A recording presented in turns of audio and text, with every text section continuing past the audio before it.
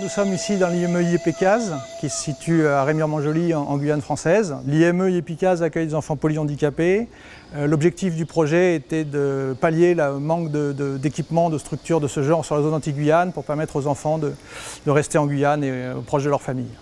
L'IME Yépécaz se décompose en 4 grandes parties. Donc le bâtiment en fait se développe sur le long de la parcelle de manière à capter le vent au mieux.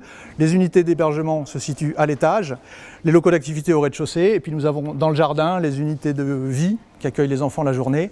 Il y a 70 places dans l'établissement qui se répartissent en 5 unités, donc 14 enfants par espace, et qui sont complètement ouverts dans le grand jardin paysager.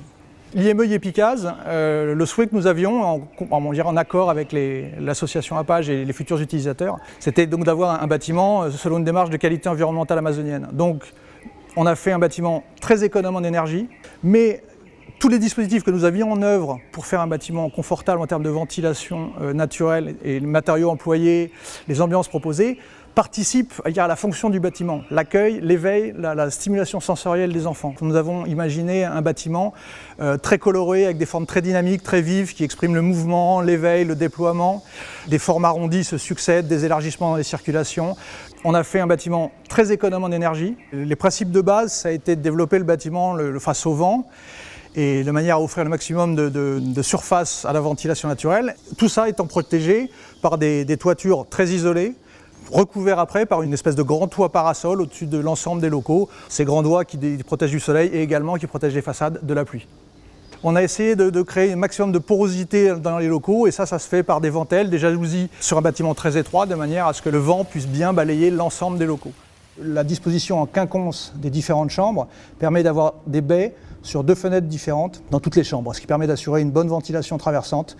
La circulation interne, elle aussi, est ventilée naturellement, avec une grande porosité par des ventelles bois au niveau de l'accès pompier en façade, et une évacuation de l'air au niveau d'un système d'écope de toiture qu'on a au niveau de la balnéothérapie. De manière à minimiser les consommations énergétiques, on a fait un gros travail sur la lumière naturelle, des ouvertures très généreuses sur les locaux, très bien protégés du soleil par des dispositifs de brise-soleil et par tout un système de patios et de puits de lumière qui permettent de ramener de la lumière et éclairer naturellement l'ensemble des circulations.